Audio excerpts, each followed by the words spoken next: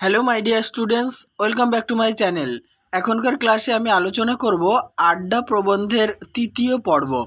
এর আগে দুটি পর্বে মোট 120টি এমসিকিউ টাইপ প্রশ্ন উত্তর আলোচনা করেছি, আর তৃতীয় পর্বে আরও 60টি এমসিকিউ প্রশ্ন উত্তর আলোচনা করব। চলো তাহলে দেরি না করে দেখে নিই আজকের গুরুত্বপূর্ণ আলোচনার ক্লাসটি। তৃতীয় পর্ব শুরু হয়েছে 121 নম্বর দিয়ে। দেখো, একটা বড় প্রশ্নের মধ্যে দিয়ে শুরু করেছি। বাংলাদেশের তাবৎ চণ্ডী মণ্ডপ ব্যাবাক জমিদার হাভেলির আড্ডার প্রতিভূ হিসেবে আপনাদের আশীর্বাদে আর গুরুর কৃপায় ধুলির ধুলি এ অধম। কে নিজেকে অধম বলেছেন? প্রাবন্ধিক নিজেকে অধম বলেছেন। নেক্সট, তাবৎ শব্দের অর্থ কী? সমস্ত, যত বা তত। প্রতিভূ শব্দের অর্থ কী? প্রতিনিধি। 124। প্রাবন্ধিক বাংলার কোথায় কোথায় আড্ডার প্রতিনিধি হিসাবে থাকতেন? সমস্ত চণ্ডী মণ্ডপ ও জমিদার হাভেলিতে। নেক্সট, হাল হকিকত শব্দের অর্থ কী? প্রকৃত অবস্থা। 126। কাফেটি কোথায় বলে প্রাবন্ধিক জানিয়েছেন? তার বাড়ির গা ঘেঁষে। পরের প্রশ্ন, প্রাবন্ধিক প্রতিদিন সকালবেলায় কেন কাফেতে যেতেন? কফি পান করতে। নেক্সট, প্রতিদিন সকাল সন্ধ্যায় প্রাবন্ধিক কফি পান করতে কাফেতে যেতেন কেন? কারণ কাফেটি প্রাবন্ধিকের বাড়ির কাছেই অবস্থিত ছিল। 129। প্রাবন্ধিক কাউকে কিছু একটা খুব একটা চেনেন না কেন? কারণ হচ্ছে বিদেশ বিভুঁই জন্য। বিভুঁই শব্দের অর্থ কী? অন্য দেশ বা বিদেশ। 131। প্রাবন্ধিক কিসের মতো হেতা হোতা ঘুরে বেড়ান? ছন্নের মতো। ছন্ন শব্দের অর্থ কী? নির্বোধ, পাগল। নেক্সট, হেতা হোতা বলতে কি বোঝো? যেখানে সেখানে। 134। ফ্রি শব্দের অর্থ কী? বিনামূল্যে। নেক্সট, সে সম্বন্ধে একখানা প্রামাণিক কেতাব লিখব বলে মনে মনে পায়তারা কষি।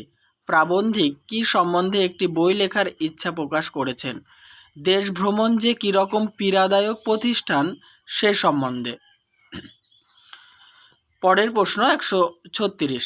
পায়তারা শব্দের অর্থ কী? কাজের আগে আস্ফালন করা বা লাফালাফি করা।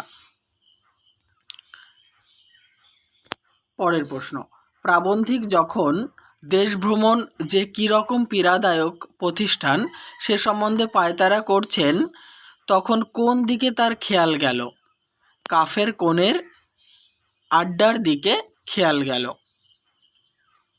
পরের প্রশ্ন, লক্ষ্য করিনি। প্রাবন্ধিক কি লক্ষ্য করেননি? প্রাবন্ধিক লক্ষ্য করেননি যে কফি পান করা ওদের নিতান্ত গৌণ কর্ম, ওরা আসলে আড্ডাবাজ। নেক্সট, আম্য শব্দের অর্থ কী? আমিও। 140।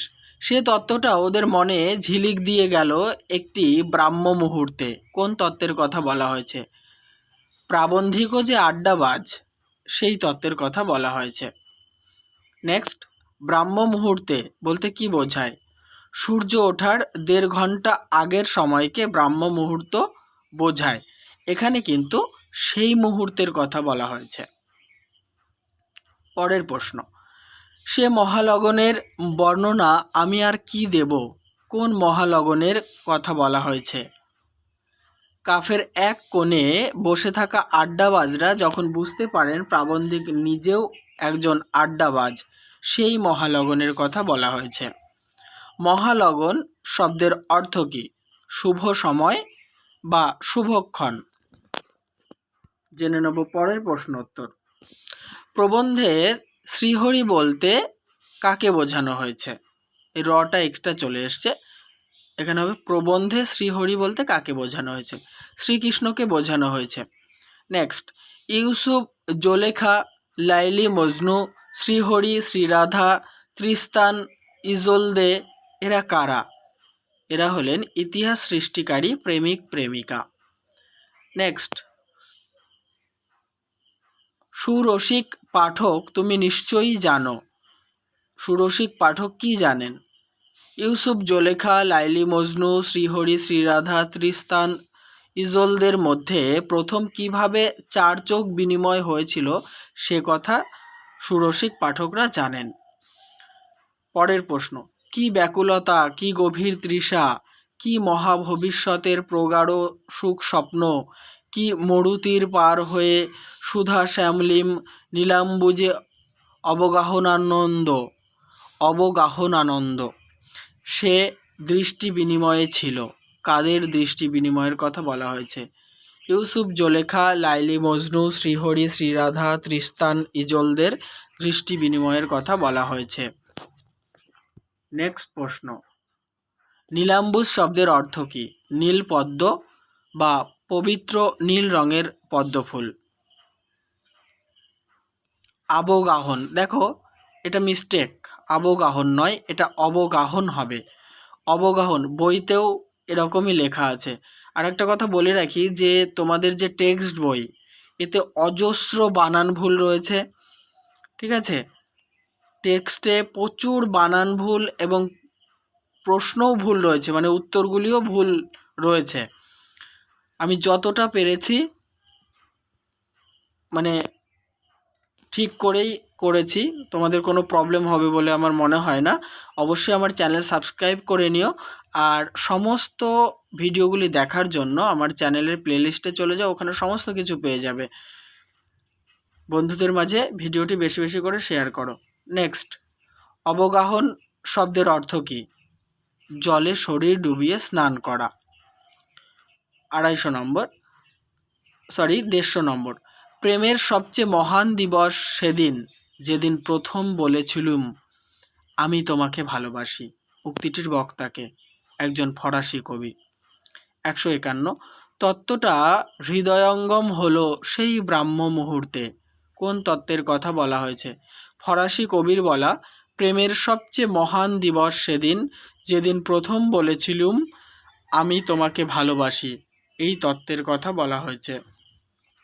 নেক্সট, প্রাবন্ধিক এই প্রবন্ধে স্পর্শ করবেন বলে কি কি নিয়ে আসতে বলেছেন?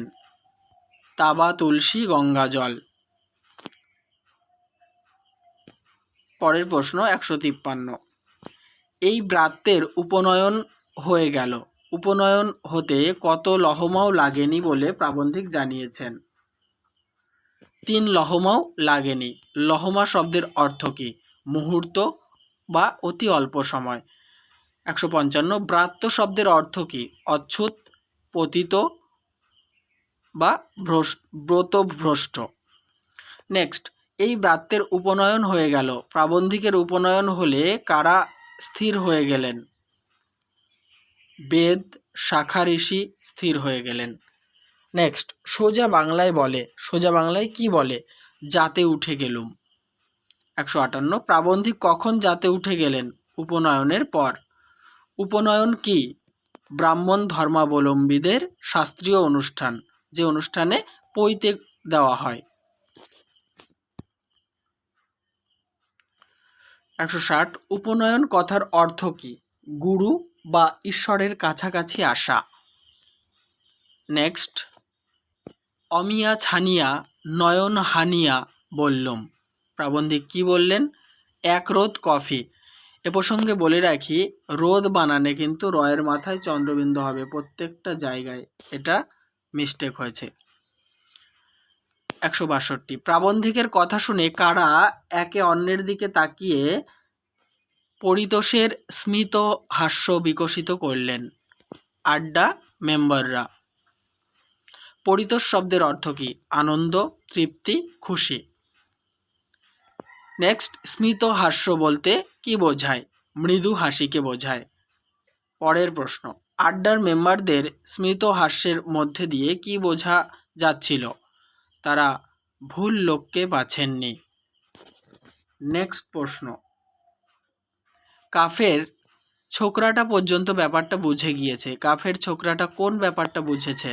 প্রাবন্ধিক যে আড্ডাবাজ, এই ব্যাপারটা বুঝে গিয়েছে।